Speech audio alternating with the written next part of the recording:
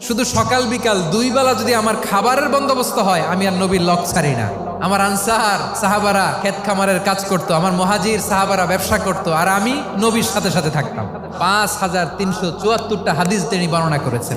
সবচেয়ে বেশি হাদিস বর্ণনাকারী সাহাবী আবু হুরায়রা রাদিয়াল্লাহু তাআলা। বিড়ালের বাবা কি করতেন? খালি হাদিস মুখস্থ করতেন। হাদিস প্রিজার্ভেশনের কাজে বিশ্বনবী ওনাকে কাজে লাগিয়েছেন। উনি একদিন বলেন, ইয়া রাসূলুল্লাহ আসমাউ মিনকা কাসীরান ফালা আহফাজু। নবী, অনেক কথা শুনি, আমার মনে থাকে না। বিষ্ণু বললেন, তাই তোমার চাদরটা বিছাও। আবু হুরায়রা বিছালেন। বিশ্বনবী হাত বুলায় দিলেন। এরপরে অনেক হাদিস বর্ণনা করলেন। আবু হুরায়রা বলে, তারপর থেকে বিশ্বনবী যাই বর্ণনা করে আমি শুনি আর একটাও বলি না। এখন সুবহানাল্লাহ। বিশ্বনবী ওনাকে নবীর এই যে লক্ষ হাদিস প্রিজার্ভেশনের এই দায়িত্ব দিয়েছেন সাইয়েদনা আবু হুরায়রা রাদিয়াল্লাহু তাআলা আনহুকে। আপনারা কি খেয়াল করেছেন কত বড় চৌকস ট্যালেন্ট হান্টার ছিল আমার নবী? এক একজনের এক এক ট্যালেন্ট, এক একজনকে এক এক দায়িত্ব দিয়েছেন, এক একজনের প্রতিভাকে এক একভাবে বিকশিত হওয়ার সুযোগ দিয়েছেন। আওয়াজ করে বলেন ঠিক কি না?